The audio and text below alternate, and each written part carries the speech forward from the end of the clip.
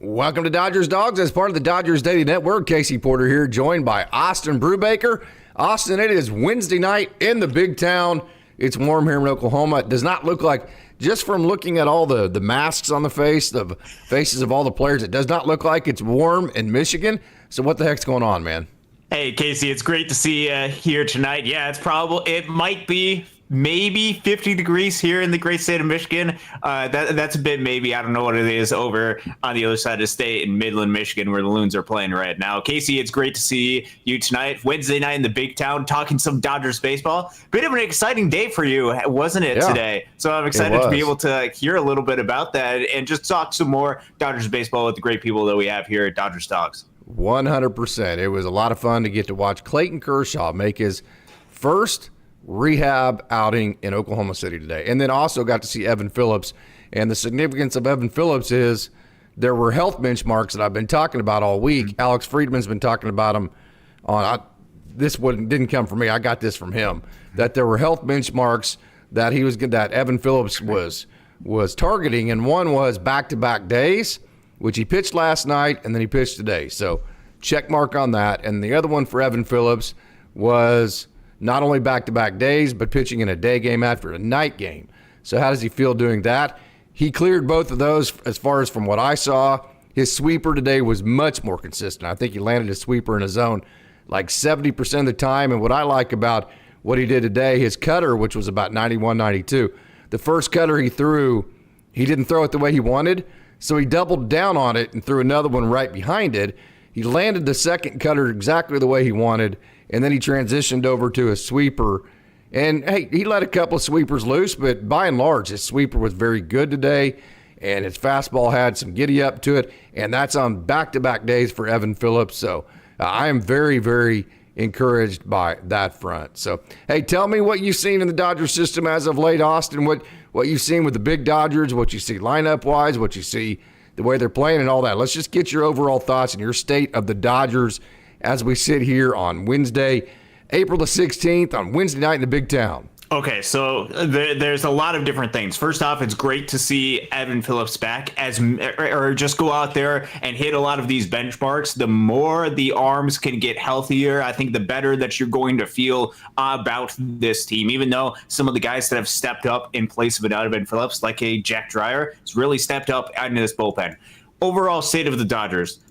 Very grateful that they had Phillips. this series against and are having this series right now with the Colorado Rockies after what took place during what was a little bit of a rough stretch. You had those 3 straight series in which things did not go the way that the Dodgers wanted them to go. So really good to get them back onto the field, have them play against a team that should be a series that they not only win, but go out there and sweep. So that's been something that has been a bit more encouraging. There's been off and on type of things. You can go through and dive into some of the individual performances and make some sort of determinations on that. It's still a bit early to do too much of that, which I think is why, for example, with a player like an Andy Pages, Dave Roberts has set a benchmark at about 150 plate appearances, I think is what they're setting as an exact benchmark. So what I look for a lot of these, I look for overall general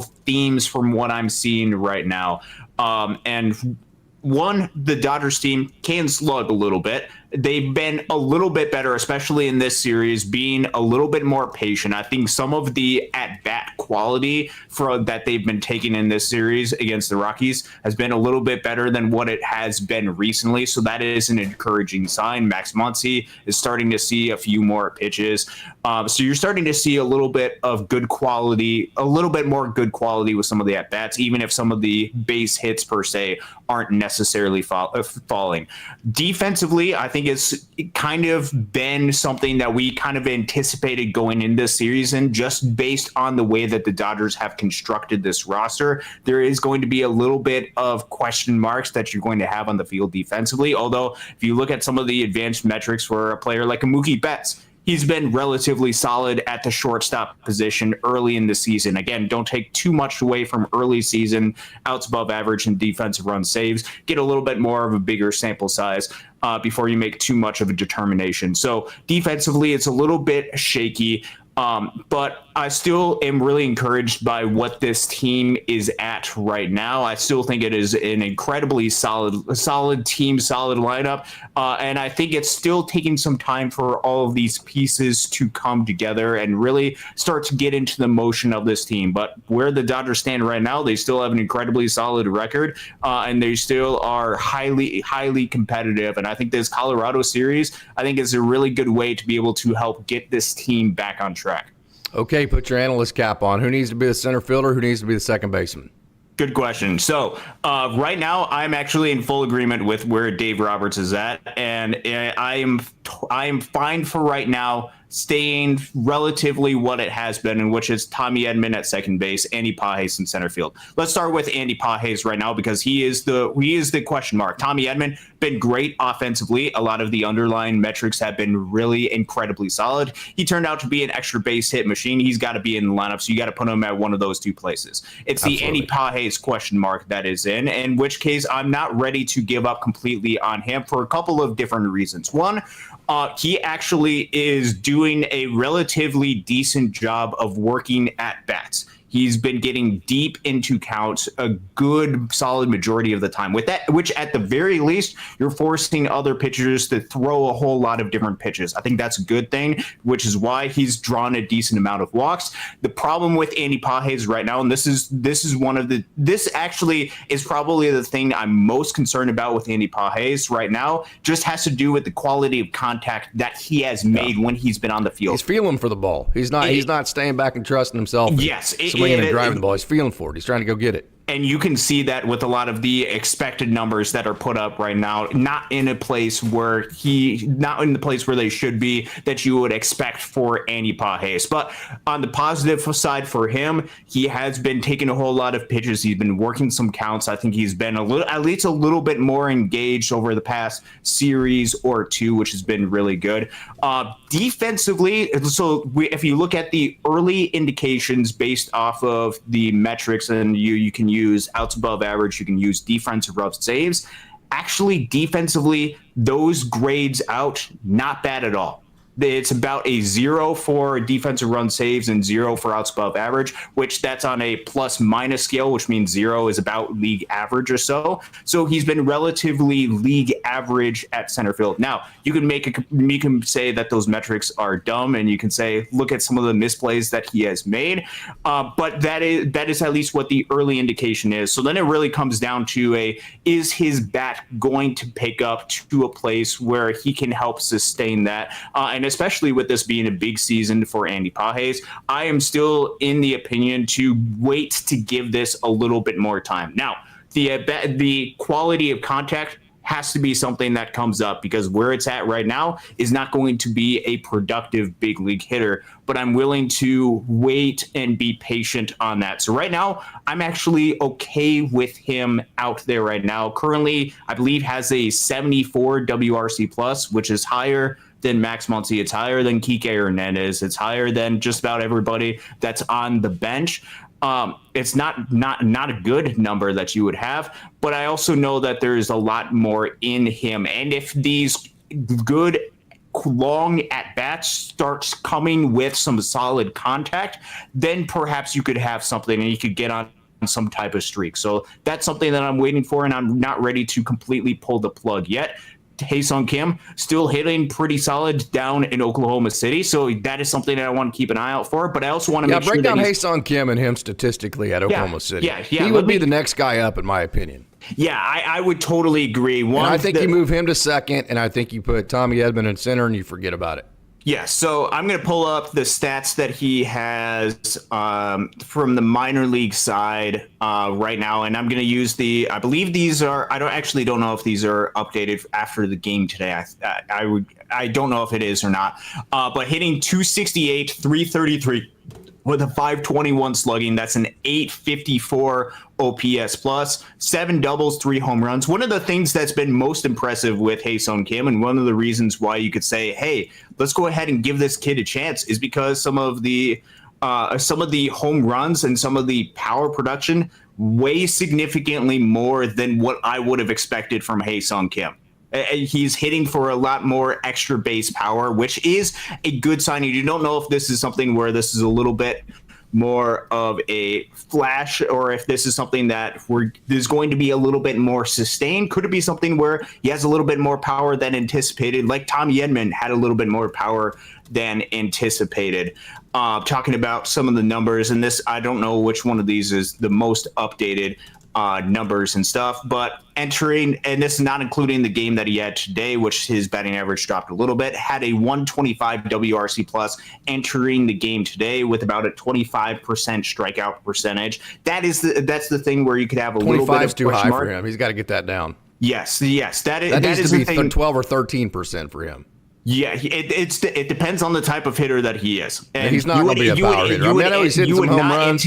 You would not anticipate him being a home run hitter. Yeah. Some of the distance on one of his home runs was ridiculous, but that doesn't seem, or hasn't been, the history of the type of player that he has been. So if he's completely selling out for that, is that taking advantage of the skill sets that he does have? Or rather, is there perhaps something that he's missing? Are there individual pitches that he hasn't been exposed to as much, or just isn't as acclimated yet? And they want to reinforce that to make sure that he's as best prepared for the big leagues. Because the thing that you do not want to happen is you don't want to set up your players that come up from the minor leagues in a position to fail, or in a position where they have to overcome quite a bit. That's one of the things that has been frustrating about the Dodgers calling up guys from the minor leagues, has been something to do with them putting them in a different defensive position, adding different things for them to focus on, and then expecting them to hit at a above league average level, which doesn't typically happen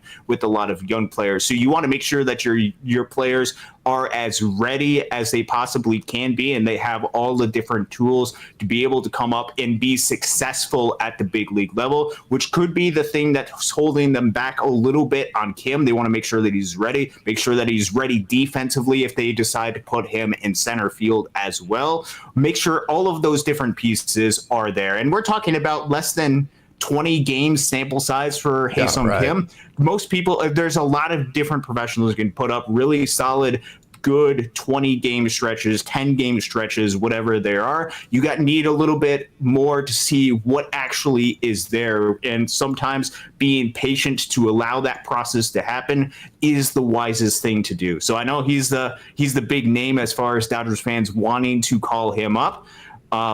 I would say let the chips fall where they may, and if he continues to hit and Andy Pages continues to struggle, I'll very much change my tune, and you'll see Ha-Seong Kim up in the big leagues pretty soon. Mm-hmm. So Bobby Miller gets a start tonight. Let me actually scoot you on over here where you can see that. Nope, that didn't work out very well. Let me go back to that there. Hold on a sec. There we go. Okay, so you may not get to see this. Yeah, that's but fine. I'm going to go ahead and cut over some video of Bobby Miller here. And so before I get into kind of the breakdown of how he's been pitching lately and what to look for tonight with Bobby Miller, if it looks any different than it has in the past, go ahead and break down him from a statistical perspective. Let Dodgers fans know the type of, I think he's had 2 outings so far, and to break down the statistical data behind his 2 outings that he's had this year, so we can start there with that base on Bobby Miller, who's getting the start tonight. Yeah, so Bobby Miller had 3 outings. I believe he started 2 different games, so they're talking about 12 innings that he's pitched so far for Oklahoma City in 2025. 2.25 ERA, really solid.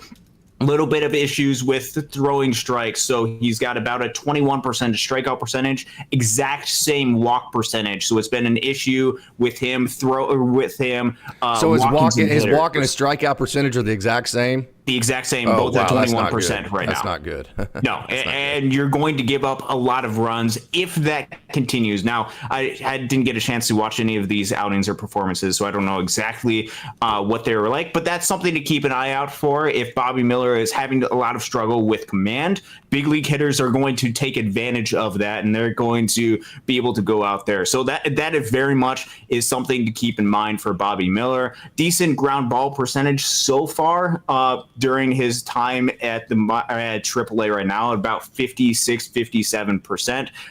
That's pretty good. So it'll be interesting to see what he's able to do with that, which could be because I think just looking at some of the data that they have on Fangraphs right now, he's been throwing, at least in his 3 outings right now, throwing his sinker a little bit more than what he had in the past. Says right here on Fangraphs right now, 32% sinker. Don't know exactly if that's qualified correctly, but that's because of his first outing. His first outing, he was a predominantly sinker. Yes. He moved back to more of his four seam in the second outing. Split time between his four seam and sinker more, but his first outing was like every time he threw a fastball was a sinker. He just basically didn't throw his four seam at all. So that's where that would make a lot of sense with the numbers and a small sample size and seeing that percentage jump up a little bit. So I think for Bobby Miller tonight, it's going to be how well is he going to be able to command that fastball, and then it's going to be how well is he able to control his other pitches as well. Is this something where he's having a lot of trouble with command? If he is, it could be a relatively short outing for Bobby Miller, but this is an opportunity that is coming up for him.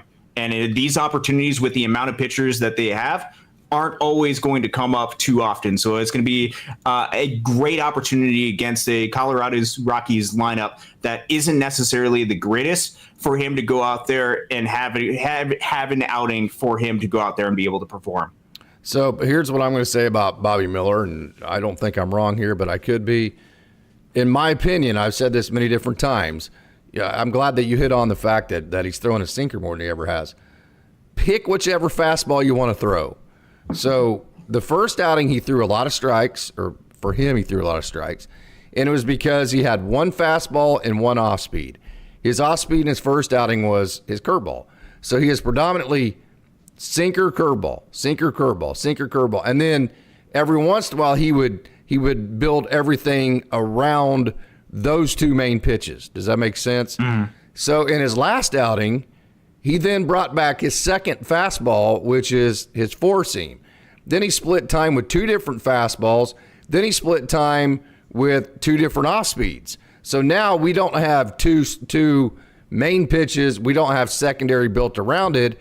And that's whenever he gets lost in the weeds. I mean, because he's trying to. So if you say, okay, well, here's your two main pitches, go out and execute these first, and we're not moving off of them until you get them executed.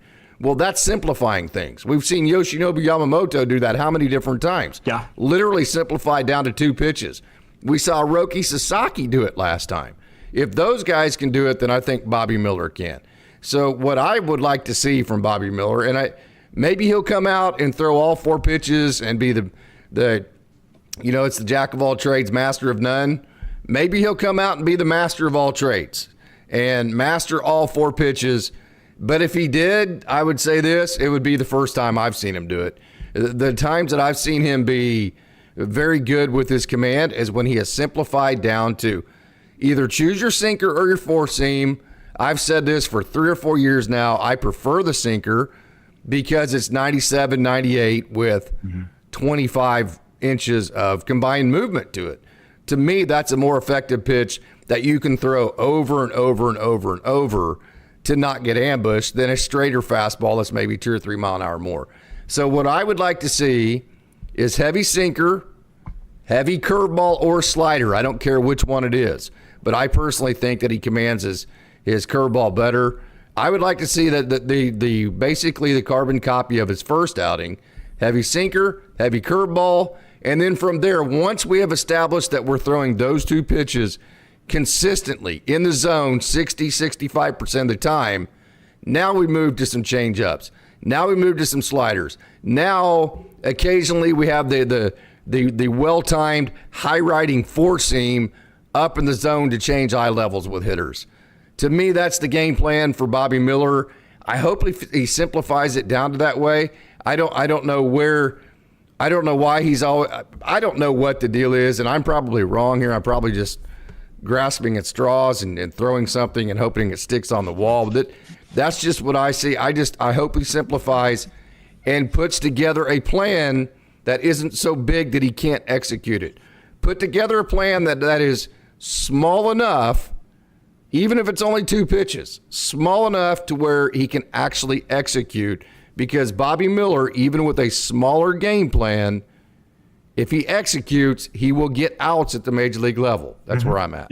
Yeah, and he's got stuff to be able to get big league hitters out. It's just about that execution portion of the game. So trying to do whatever you can to make the execution portion just a little bit easier for him to do, I think is a pretty good idea to try to be able to do that. It would be interesting to see what the game plan is going into the game today, to see what they are able to come up with. He's working with Austin Barnes tonight. Austin Barnes getting the start at the catcher, so we'll see how he's able to do, and it will be a start for Bobby Miller in 2025, in which after his 2024 season, I don't know what the confidence level for Dodgers fans and for the Dodgers organization for him, but an opportunity for Bobby Miller to be able to go out and showcase himself. So I'm excited to see what he's able to do. Yeah, 100%. I'm very excited to see how he goes out and performs today. I'll be interested to see the mix there as far there's Jack Dreyer in the background there. You just saw the Maytag. See him right? Well, you can see him right here. See him? That's a Maytag right there. That's the Jack Dreyer that's been absolutely shoving at the major league level. That's a lot of fun. Obviously, it's a video from last year that I took of Bobby Miller in the bullpen. I will just be curious to see what his pitch mix is tonight and what his tendencies are in terms of what pitches he throws the most. I think that is very crucial and very, very valuable information to follow. So super excited about that. We have a question from Craig here. Do you think the Dodgers should play more small ball with the bottom of the lineup? So here's the point behind that. This is a great point. And this goes against statisticians, but yet it also kind of supports modern day analytics. And here's both sides of the small ball argument for modern day analytics. Modern day analytics would tell you never intentionally give up an out to gain a base. That's like the dumbest thing you can do in the game of baseball. Like just a modern day analytic, when you break down the entire game, you want to know what modern day analytics will tell you is the number one most valuable thing in baseball, Austin? What's that? An out. Whether that's giving up an out or getting an out. Getting an out or giving up an out, you only have 27 of them. Mm-hmm. So if you give up an out, that literally is the most precious and the most valuable thing from a data and analytical perspective in the game. So by giving away outs, you are giving away analytically the most precious thing there is in terms of when you crunch the data that leads to winning and losing. So the argument against small ball with modern day analytics is there is no scenario to where intentionally giving up an out to gain a base is a positive outcome for an offense. Where are you at on that? Yeah, I mean, obviously, a little bit of an analytics guy. I typically do not like, in the vast majority of situations, to give up any type of out. That is something that just not something that now it can vary a little bit depending on the type of situation, and particularly the type of player that you have up there. You have to have a little bit of awareness for where the game is right there. But it comes down to run expectancy in certain situations and the ability to be able to execute. So when it comes down to small ball, do you trust the players at the bottom of this lineup for the Dodgers to be able to execute in those different types of situations? And what do you expect to be the follow-up situation from there? And then most of the time, not really a huge fan of playing a whole lot of small ball. Just my personal opinion, though. Yeah, sure. And I could say this. I've never seen Andy Pages bunt one time in my life. I've been watching him since 2021. I've seen just about every minor league game he's played in some form or fashion. I've seen just about every major league game he's played. So however many games that is, 500-600 games, I've seen every one of them. I've probably seen every one of his at-bats. Mm-hmm. I cannot remember one time watching Andy Pages bunt. I mean, I don't know what it looks like. I've never seen it. So I think Chris Taylor could bunt, definitely. I think Kike is a guy that offensively, he's not your small ball guy. He's your guy that you hope that he gets one hit every other game. And you hope that hits like in the 7th inning when you're down 2 and you have 2 men on and it's a 3-run homer. That's what Kike Hernandez is for this offense. So should they play small ball? Here, let me put it to you this way. I'm not a fan of small ball, meaning intentionally giving up outs.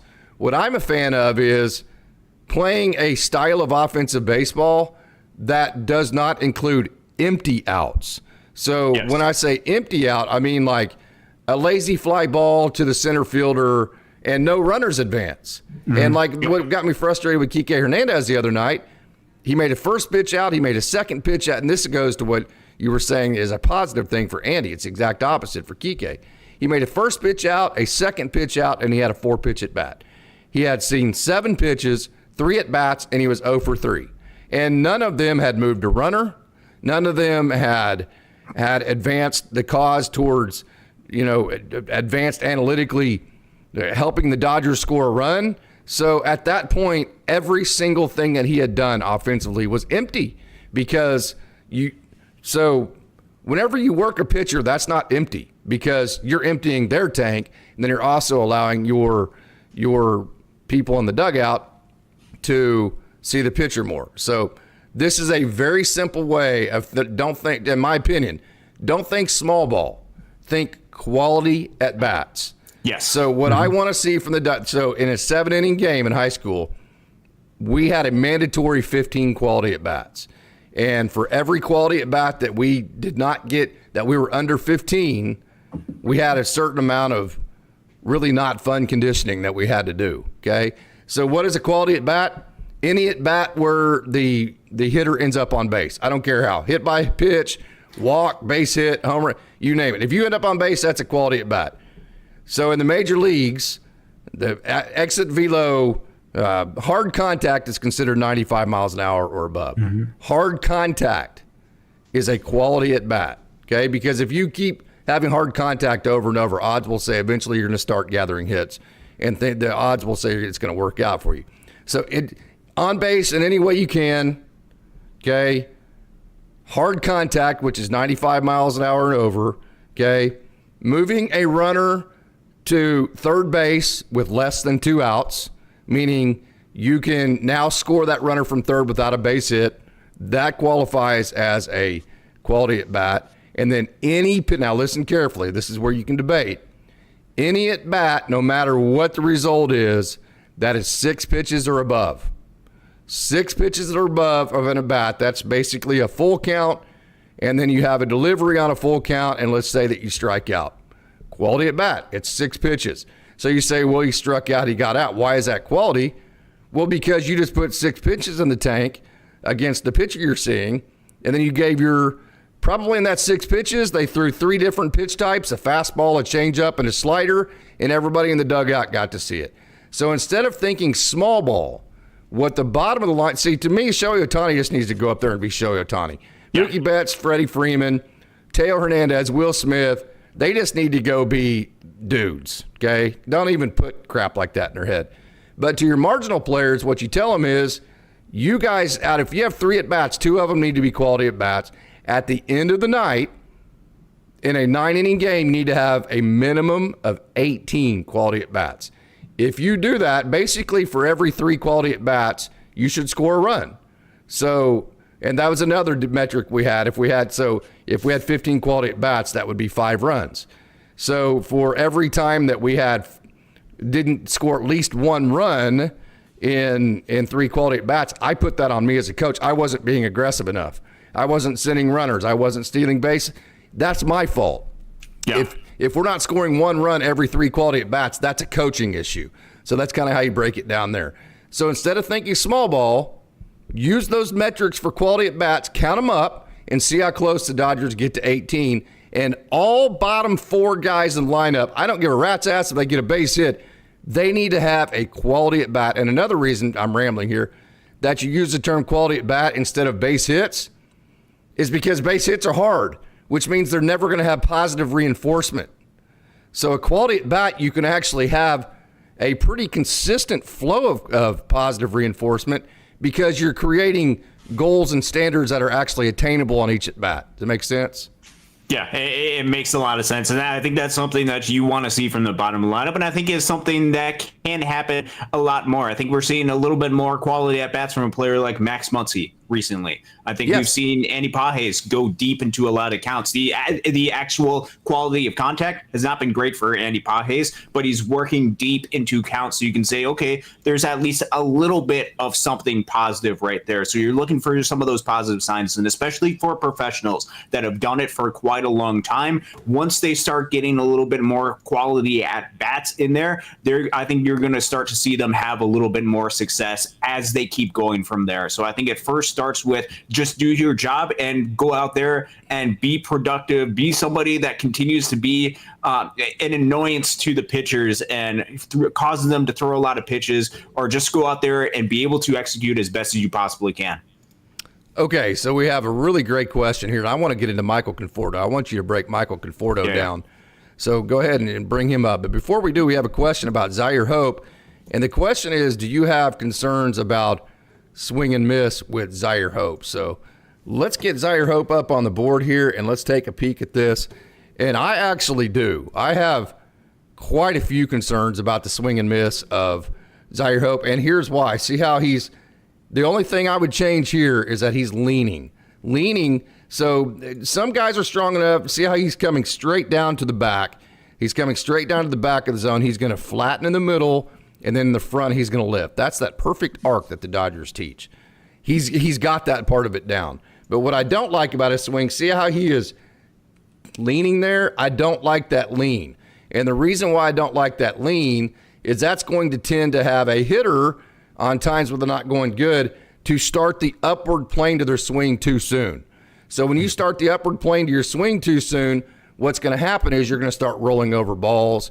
You're going to start swinging and missing. And so where the swing and miss is going to come in with Zaire Hope, I've seen a million of these type swings like this, is whenever he is leaning like this and it's causing him to start the upward plane to his swing too soon. And because of that, his bat plane is not matching the plane of the pitch, and he's either rolling over the ball and swinging and missing. So to answer the question, of course, Zaire Hope is maybe the best hitter in the minor leagues right now. So people are probably hearing this going, you're a complete dumbass for saying anything like that. And I understand that if you think that, but you can see right there, there's a lot of lift at the front of that swing. So what I want you to see how that lift in the front of the swing, that's a lot of lift at the front of that. Now imagine if that lift is just 6 inches behind that. If that happens, which that will happen throughout the season, that's easily a swing and miss or a rollover that he's going to hit into the dugout. So that's the concern I have, is that he leans and he lifts a lot in the front end, and the timing part of that makes it to where he has to be more perfect timing-wise. Did I explain any of that properly?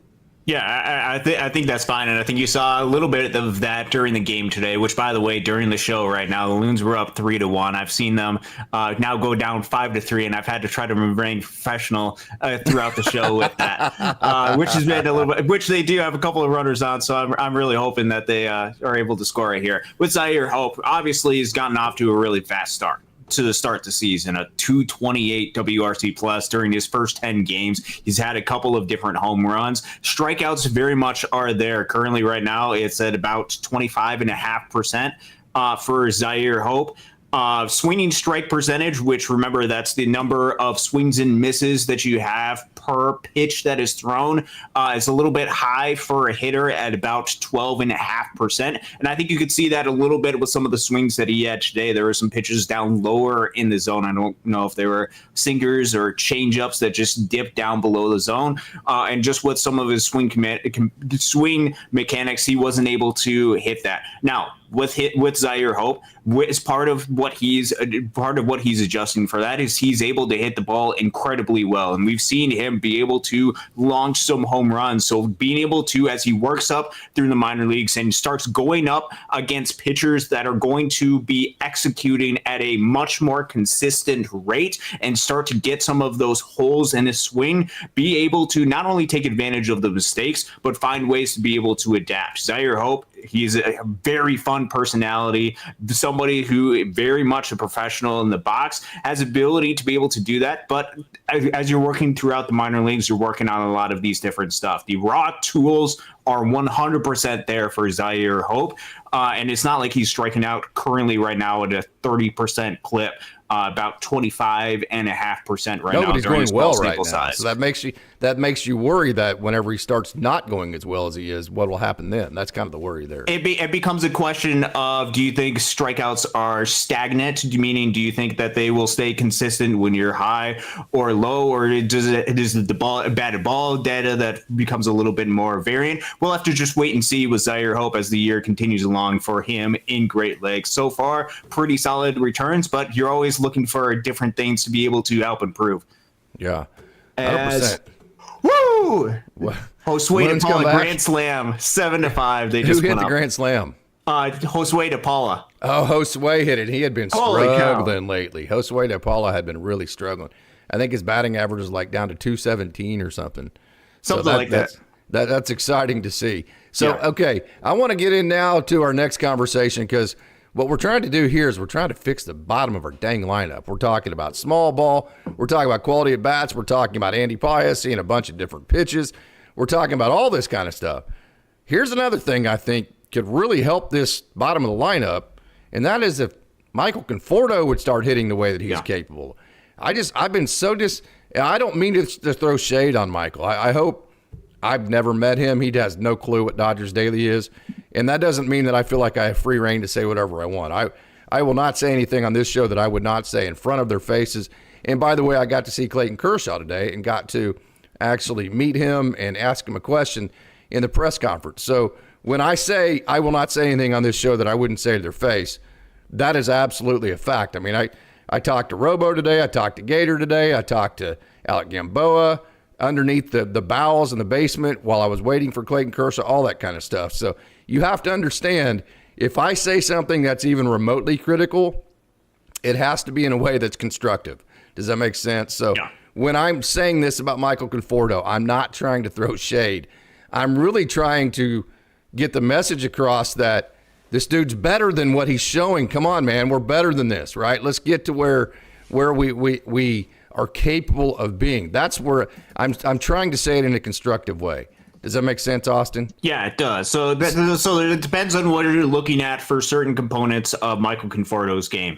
When the Dodgers signed Michael Conforto, they specifically signed him because of the bat. He's not particularly fast base runner in the 30th percentile in sprint speed right now. He's also not necessarily a great defender in the outfield. We've seen a couple of different plays. No, he's not. And he's currently in the 6th percentile in outs above average. Teoscar Hernandez hasn't been great in outs above average, and that metric a little bit better in defensive run saves so far. So where Michael Conforto has to be able to succeed is offensively at the plate. And you can point to his batting average currently right now is at 208, being something that is a bit concerning.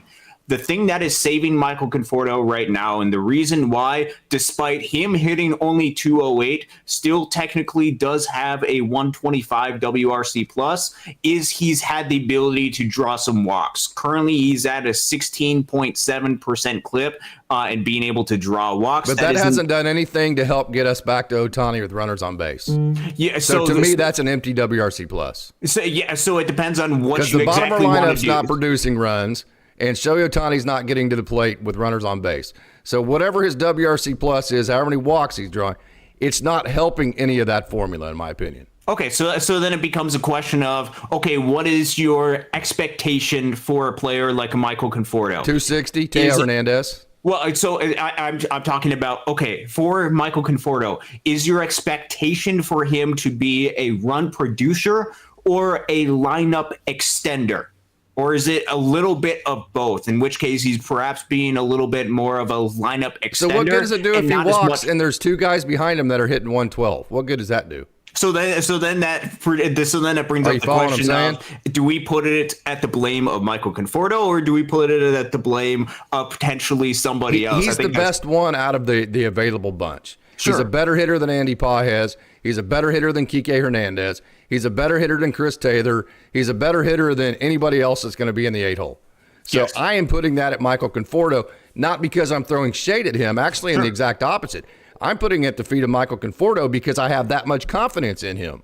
Are you following me here? Yeah, and you would expect from a professional, somebody who's been in the big leagues, with a player like Michael Conforto, to be able to do that. Now, just looking back into some of his past seasons that he has, just so you can get a little bit of a fair comparison to see, okay, what type of hitter has he actually been during his career? Let's actually take this back quite a while. Let's take it back to 2018. Let's read through all of these different years that he's had. So full season 2018, 243, 2019, 257, 2020, again, short season. He hit 322, but again, only in 54 different games. 21, he hit 232, 23, 239, 24, 237. So it's something where with Michael Conforto, he's got to be able to hit for a little bit of pop, which to his credit, he does have 2 home runs. And what's he hitting now? He has 2 home runs this season. His ISO is about 189 right now. What's his average, though, is what I'm saying. Yeah, so it becomes a question of he needs to be able to get a little bit more base hits. The walks have been relatively solid, but he has to be somebody that has to be a really solid contributor offensively to be of value for this team. It's the exact same predicament that the Dodgers are at with a player like a Teoscar Hernandez, or even perhaps a player like a Max Muncy. On the base paths, you're not going to get a whole lot. Defensively, it's going to be a little bit of a struggle for them. Offensively is where they have to be able to perform. Agreed. With a team that has not had a whole lot of base hits, especially towards the bottom end of the lineup. You're looking for those types of things to be able to go out there and get base hits, which base hits is better than a walk. Walk only gets you 1 base. A base hit allows can be. I mean, a walk can also be like 11 pitches. It absolutely can be. And a base hit can be 1 pitch. Marginally better is what I will say than a single. It doesn't always have to be. It usually is. It's not always. So let me ask you this. What are his splits? Just a good question. I can go ahead and pull those numbers up. What I'm trying to tell you is we've got to figure out how to find the best version of Michael Conforto.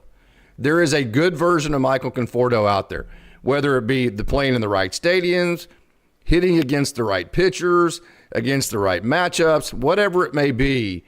This guy has too sweet of a swing, and we've seen some of his splits in the past, like away from San Francisco. That was the draw of Teoscar Hernandez, was you get him away from Seattle, and he's actually a pretty good hitter, but all those at-bats in Seattle just drew down his batting average. So the argument for Conforto is the same. Get him away from San Francisco, and he's actually been pretty good.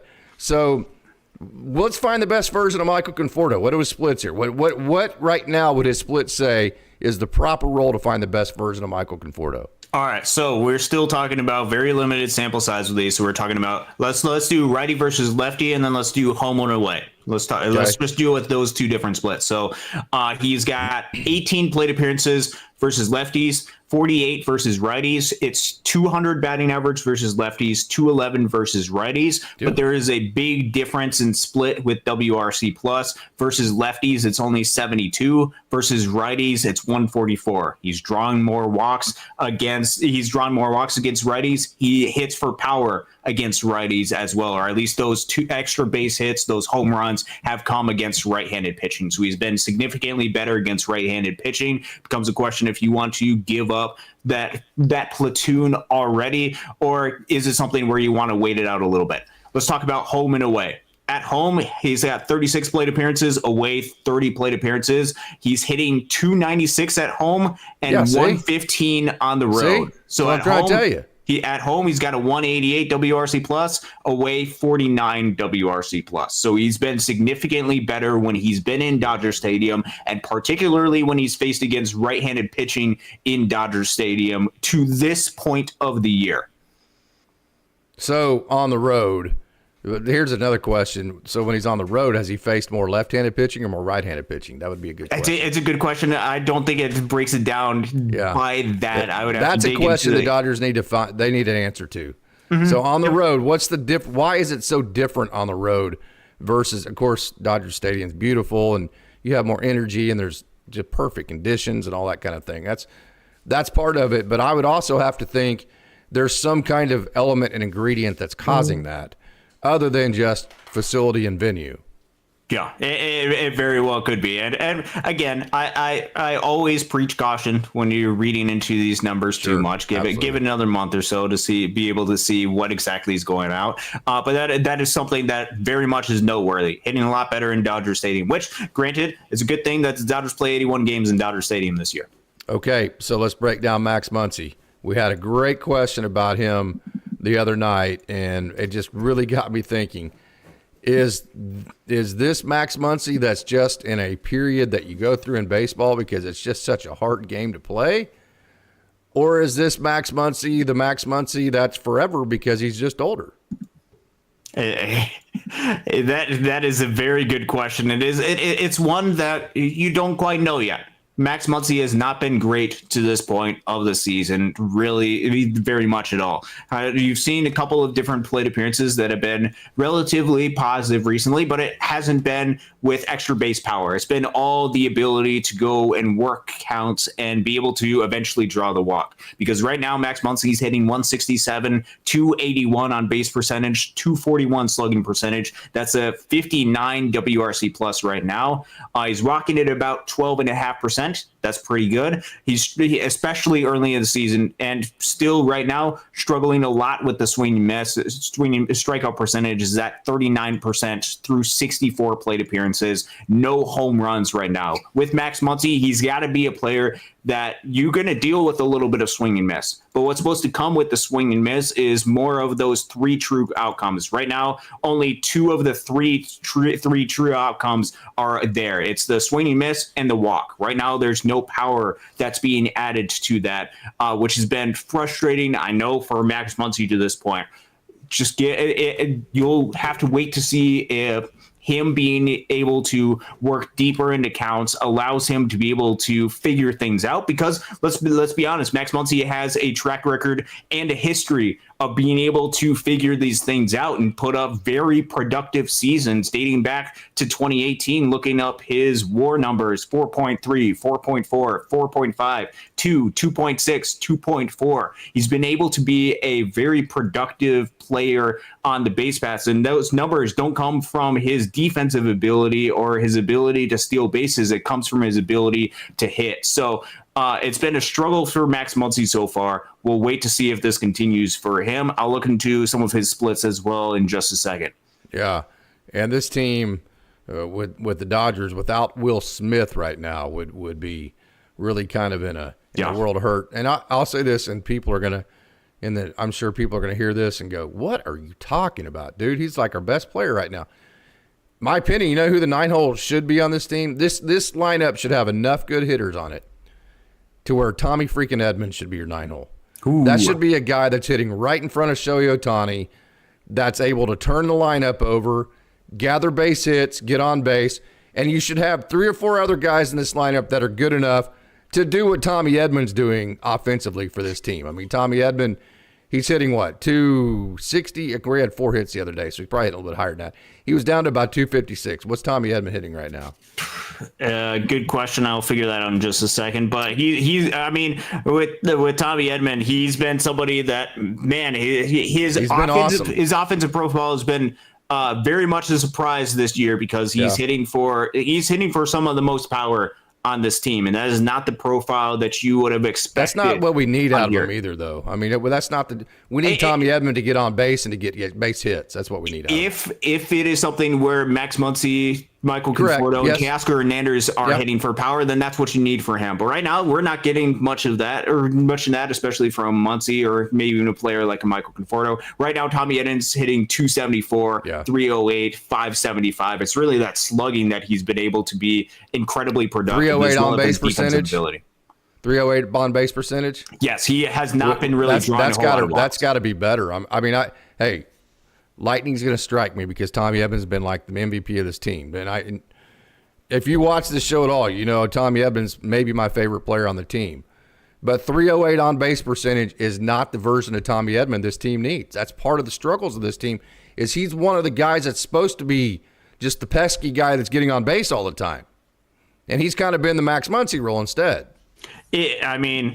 I'm honestly not going to complain if he keeps hitting for power. It has not been the track record of which that he has. So you wonder if some of the power starts to dissipate a little bit, and he's still somebody where he's not drawing a whole lot of walks. Which, if he's hitting for power, totally fine. If that's a lot better than going ahead and walking. But if the power dips a little bit, you could see some of the numbers drop off a little bit and say, "Oh man, I thought Tommy Edman is a little bit better than this."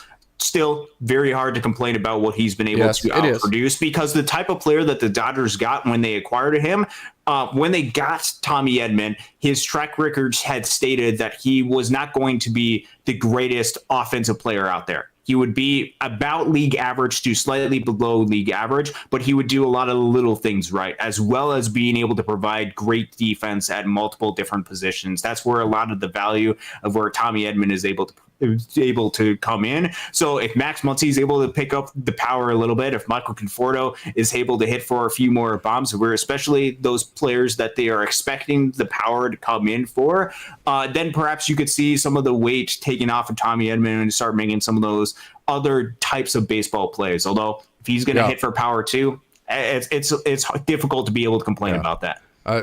But my point is, I'm a baseball guy. I have a baseball brain. My baseball brain goes to odds. It goes to long run. It goes to big samples, not short samples. Mm-hmm. And my big sample is what Tommy Edman needs to be is a pesky on base guy, not a power guy, because that's what he's going to end up being over a long sample. He's not going to end up being the power guy over a long sample. And what he can be is the on base guy. That's the baseball brain part of me. So let me ask you this question. Not what's happening right at the moment, but if the Dodgers find the best version of their offense this year, what part of the lineup is Tommy Edman hitting? Towards the bottom of the lineup. Of course, that's what I'm trying to tell you. Yes. If Tommy Edman is hitting in the 9-hole, you know what that tells you about the Dodgers offense? And things are going real well. It tells you they found the best version of what they can be. That's what my point is with Tommy Edman. That's why to me, he is the 9-hole that needs to be getting on base at a 360 clip, getting on base in front of Shohei Ohtani, hitting home runs every now and then. Shohei Ohtani can go back-to-back with him. Because if that does happen, then that is the best version of this Dodgers offense, because that means the lineup has become lengthy enough with Max Muncy and Conforto or whoever it may be, playing second base or whatever, to where the Dodgers have been afforded to be able to do that. Yeah, it definitely is not a bad idea, especially if that's the type of player that you are expecting Tommy Edman to be, is that guy that can get on base to lead up for some of the big hitters. For Shohei Ohtani, when he's coming up next, to be able to find somebody that can get on base for Shohei Ohtani, not necessarily a bad idea whatsoever. And you want these guys to be as successful as they possibly can be. Okay, so let's see. Actually, let's see. I don't think I have this on this computer here. And so go ahead and talk about Clayton Kershaw a little bit. I need to download a video right quick, Austin. So just kind of, can you get into, do you have the numbers in front of you as far as what Kershaw did today in Oklahoma City, and then I'll throw up the video and we'll get after it. Yeah, I can look at that. So what was really cool about that, obviously happened in Oklahoma City. Did not have a good chance to be able to go to that, but Casey actually had the chance to be able to go to Oklahoma City and be able to watch the outing that Clayton Kershaw had. And honestly, it was really good outing for Clayton Kershaw, at least from a numbers perspective, from the output that he was able to produce. 3 innings is what he was able to go out there. Just 2 hits allowed, had a pair of strikeouts, no walks, went out there through 30 innings. So really positive outing, at least from the numbers perspective. Honestly, I did not have a chance to be able to watch the Clayton Kershaw outing, so I'm really curious to see what Casey had seen from Clayton Kershaw, not just being able to watch Clayton Kershaw pitch, but also to be able to interact with him a little bit after his appearance. It was just a really cool venue that he was able to have, so I'm curious to see what Casey saw. Come on, Fetty. Did you see that? Fetty just threw the ball over Kershaw's head. I didn't realize I was on the video, and by the time I did, it was already like people going, Fiducia, come on, dude, that's a Hall of Famer. You got to hit him in the chest, right? So yeah, this is This is video from the Clayton Kershaw outing. And one thing I really liked about what he did today, here's a couple things that you need to know. His velo was 87, 88, which it's his first rehab outing. It is whatever. And I actually asked him that question, are you happy with that velo? And I asked him that just because I knew Dodgers fans were going to go 87, 88. My God, he sucks. He got blah, blah, blah. So I asked that question on purpose just to get ahead of the narrative of Dodgers fans wanting to fall in love with the fact that he's only 87, 88. It's his first freaking rehab outing. And so really I got the exact response I wanted, kind of like he was nice, but he was like, I'm probably not happy with my velo right now. And what he really wanted to say was, well, it's my first rehab outing. I mean, I don't even care what my velo is. That's what he wanted to say. So I got exactly out of that question, exactly so for all of the Dodgers fans that are going to want to comment, oh, he was only 87, 88, go watch his response to that and see just how worried he was about his velo today. So the other thing I wanted to ask him about his number one pitch that he threw today. He threw more sliders than anything else. I wanted to ask him if he has the feel of a slider. And he said, hey, just like typical rehab, I threw some really nice sliders and I threw some that weren't quite as good. And then there was a Dodgers beat guy there. I can't remember I'm so bad with names. I can't remember the name. Really nice guy. One of the co-hosts on the Bleed Blows podcast. Mm-hmm. He was there. He asked some great questions. He asked Clayton about, he threw some more sinkers and also he threw a split finger. And Clayton did a great job. It was a great question because it led into Clayton. So a sinker and a two-seam in essence is the same thing. And the way it differentiates is a sinker will have a little bit more tumble with the fade to it. A two-seam will have way more fade, maybe a little bit of tumble. So the way come on, Fed, he throw the ball back. So the way that Kershaw explained it was with his sinker, he actually wants it to be a two-seam. He doesn't want the drop in it. He wants the straight lateral tail to it. So here's the formula that he was looking for, okay? He was looking to that pitch right there, get consistent with a slider, and then there one right there is an occasional curveball. And then also he was wanting his two-seam to flatten out and be more horizontal and less vertical as far as the movement on it. Those were really the two keys for him today. I feel like he did a really good job there. See, there's a good slider there. I feel like he did a really good job there today. And it was really cool to watch him. Of course, I'd seen him pitch, probably 10 different times in Oklahoma City. So, I mean, it's not like a starstruck type deal anymore for Oklahoma City people, but it's always cool to get to see a Hall of Famer. And I think he did a really good job. He had a very specific plan today as far as what he was wanting to work on. I thought the post-game conference, if you go on to the YouTube here, that I put it on the YouTube or any of my social medias, I thought he did a great job of explaining what the purpose of the outing was today. So go check that out. So that's kind of my thoughts on the Clayton Kershaw outing today. Yeah, really exciting stuff. Great to see Clayton Kershaw go out there. And just talking about roster construction wise, so Clayton Kershaw currently is on the 60-day injured list, which means that there is going to be a significant period of time before he is going to be eligible to come back. I believe that's happening end of May time period is when the first chance for the Dodgers to be able to call them up, which means that since he's starting his rehab starts now, which is happening in mid-April, he's going to have more than enough time to be able to get ready, to be able to get acclimated, to get 4 or 5 different appearances out there in Oklahoma City or Rancho. There's or the sinker, by the way. Wherever they have him do the rehab starts, he's going to have more than enough time to be able to get ready, to be able to get acclimated.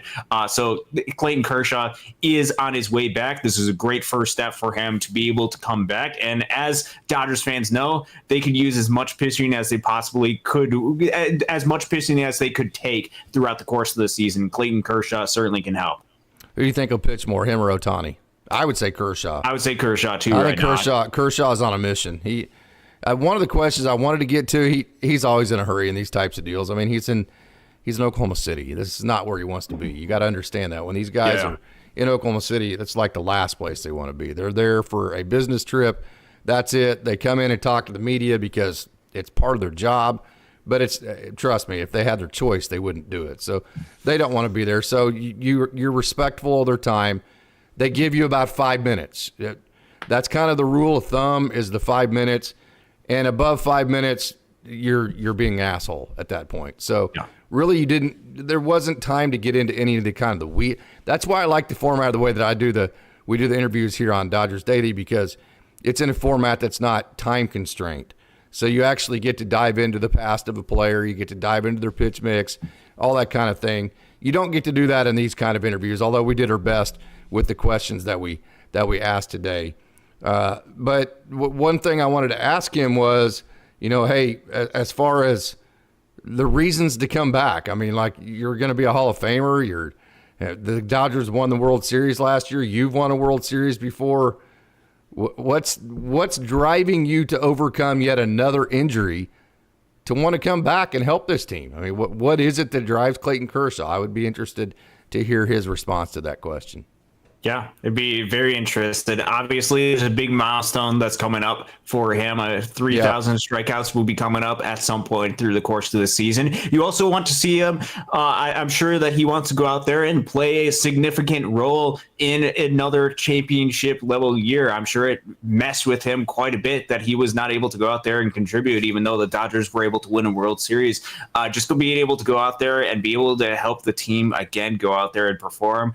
I'd be curious to see the psychology and motivation behind what continues to drive him in what has been a Hall of Fame type of career for him. Very much Hall of Fame career. One of, if not the best pitcher of his generation, Clayton Kershaw, an absolute top line class, one of the best pitchers in Dodgers history.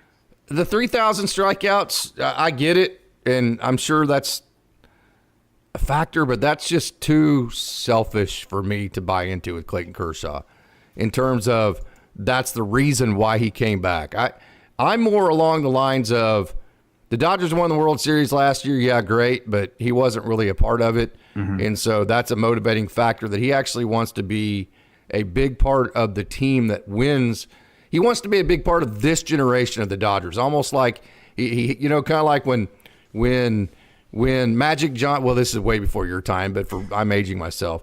But like when Larry Bird, Magic Johnson kind of handed the torch to Michael Jordan, that kind of deal. If Clayton Kershaw can come back, one more run at it, and be a big part of another world championship team, and like Mr. Classic saying, exercise some postseason demons, at that point, I think he can peacefully pass the torch like, hey, here's the torch to the next generation. I led this next generation into the next generation of Dodger baseball. And from that perspective, I think that's a really important part of his legacy versus him not being any part of this next, like right now, the Shohei Ohtani Dodgers, the Dodgers that won last year, Clayton Kershaw has not been a part of that. Yeah. So I think that's the motivating factor to have that part of the legacy. It's that part of the legacy, and you want to also go out on a really good note as well. Obviously, didn't have a ton from him during the 2024 season, but if you did it back to 2023, the way that things closed out for him did not go the way that he wanted. So I think all of these different factors, obviously, a little bit, if you want to call it a little bit of the selfish aspect for 3,000 strikeouts, but that is a huge accomplishment. It is. Does not get to happen often at all in the game of baseball. You talk about being able to, and I think this is probably, as you stated, probably the thing that contributes to him most, want to be an important contributor to this generation of Dodgers baseball and find a way to be able to continue to help this team and this organization win. And then just going out on a little bit of a better note, I think is something that is just another one of those added factors, because there could still be a little bit of frustration from just either the injuries that he's dealt with or way seasons past has ended, just exercising or going through a whole lot of those processes. Very motivated. He's done this for a long time. He'd be a Hall of Famer if he decided to hang up his cleats today, but he's still going out there and helping this organization whatever way that he possibly can. Yeah, we have a comment that Clayton Kershaw in his prime was skinny. This is Evan Phillips' outing from today, and he definitely has a dad bod right now, which there's absolutely nothing wrong with that. Okay, what I want to back this up, Evan Phillips, watch, he throws the cutter. See that cutter, no good. That actually ends up looking like a sweeper, so watch what he does. He goes back to back. boom, lands it. See that? That's the back-to-back. I'm going to show you that one more time.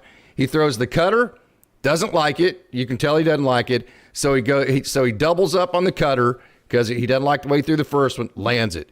So now he transitions from the cutter into the sweeper, the big sweeper, and then he just starts nailing them. See that? He's nailing one after the other. He's nailing different locations. He's throwing his four seam. And so this was an outing for Evan Phillips to where just from a process perspective, see that sweeper again for strike three. I mean, he's nailing sweepers to lefties. He's nailing his cutters. He's throwing four seams. This was the Evan Phillips that Dodgers fans want to see. No doubt about that. It was a really, I mean, there's a nice sweeper. See that? I mean, he's nailing one. And now he let a couple of them go, but that sweeper, as much as that ball's moving, there's a four seam playing off the sweeper. Another sweeper. Kind of hang that. He threw a sweeper for strikes 70% of the time today. See, he lets them get right there. That's about the only one he let loose. And there's a couple of them. But again, 70% sweepers in zone.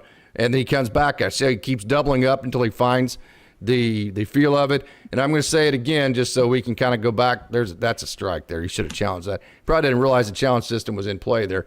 And I'm not sure the challenge system is in play on rehabs. But, okay, so the big point here on Evan Phillips, he pitched last night. So he pitched on back-to-back days. That is a big benchmark for guys on rehabs. And then not only did he pitch on back-to-back days, he pitched in a day game after a night game. That is a huge benchmark from a health perspective. And then not only did he pitch in a day game after a night game 2 days in a row, he threw his sweeper for a strike 70% of the time.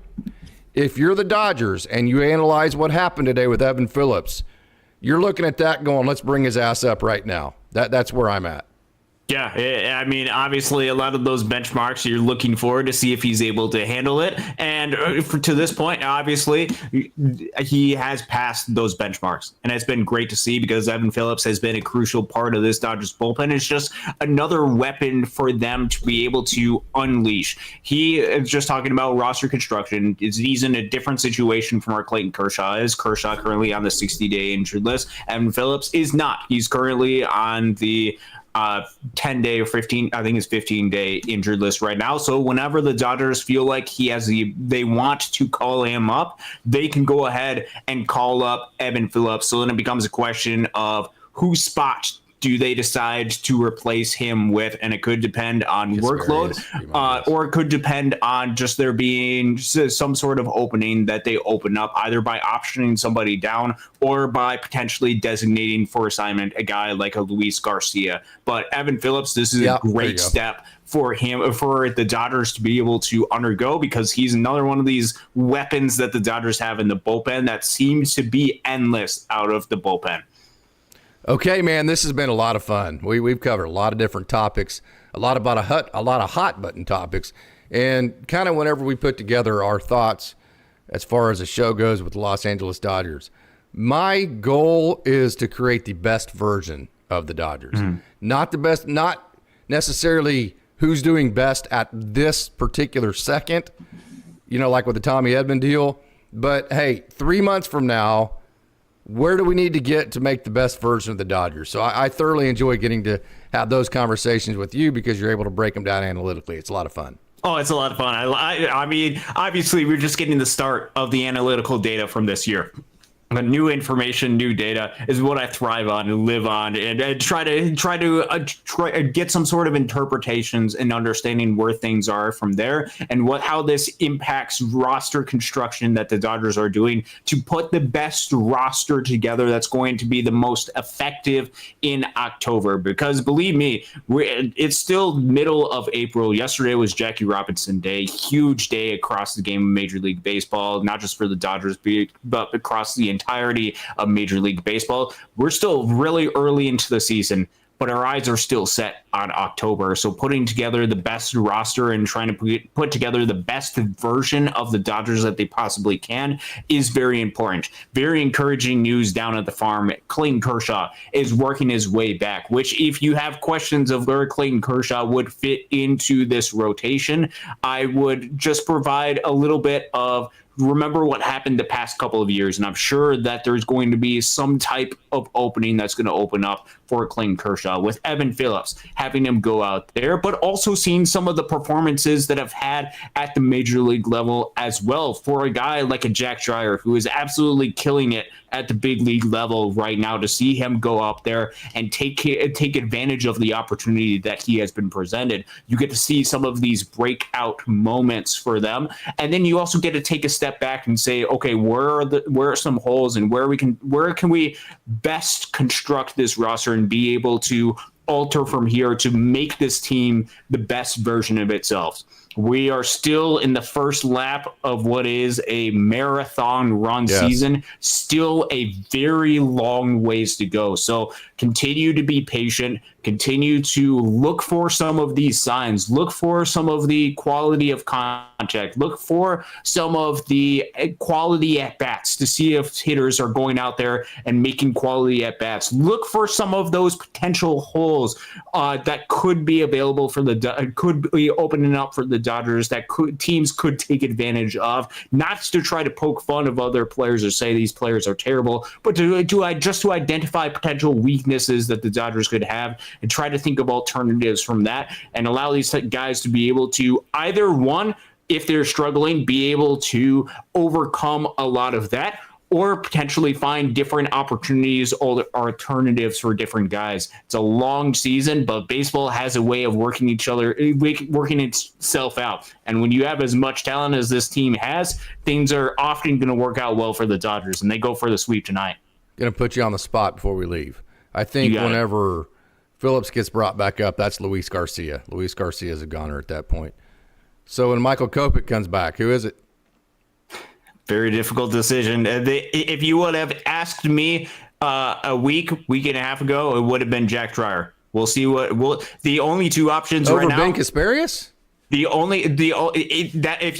you would have asked me a week and a half ago, that would have been the answer. We'll see how each one of these guys do. Yes, because Ben was on fire, so was Jack Dreyer. Ben just a little bit more experience, even though it's not much. He didn't pitch a whole lot last year at the big league level.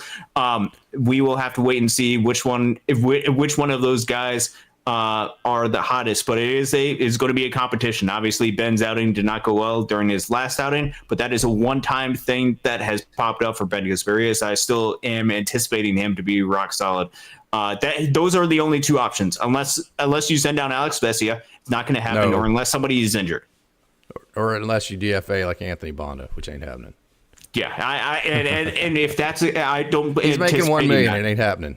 He's making $1 million, and he's another arm that you have out of the pen. And if there's an injury, he's one of those guys that you want to be out there. So do you want a rookie at $700,000 that you don't know a whole lot about, or do you want Anthony Bonda at $1 million? Which one do you want for the Dodgers?